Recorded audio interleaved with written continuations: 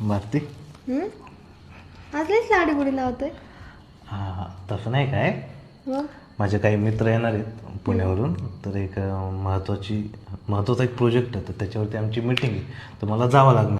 तर काही नाही बरं का, मीटिंग बिटिंग अजिबात तसलं काहीच नाही, कळलं का? आणि मित्र अजिबात नाही. आणि तुम्हाला काय बोलायचे भेटायचे तुम्हाला त्यांच्याशी तर फोनवरती बोलायचं.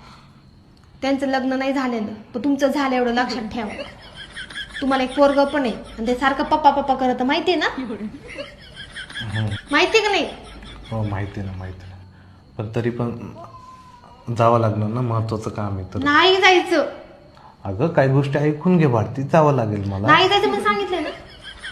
तू येडी का? महत्वाची मीटिंग आहे, एक तर प्रोजेक्ट आहे, सगळ्यांना मिळून आम्हाला एकत्र बसायचं. बसायचंय वय? आता तर नाहीच जायचं. अरे हिला कसं सांगू, बसायचं म्हणजे तसं नाही. हिला कसं कळलं म्हणजे बसायचं म्हणजे काय आहे, एकत्र आम्ही बोलणार, समोर येणार, बसूनच चर्चा करणार ना, बरोबर का नाही? बरोबर. आम्ही ते बसायचं म्हटलं ना तुला, तरी पण नाही जायचं. तू येडी का वाटती? जावं लागणार ना, तुला नाही वाटत का? अरे कोटीचा प्रोजेक्ट आहे, कोटीचा. तुला वाटत नाही का आपल्या नवऱ्याचं काम हो?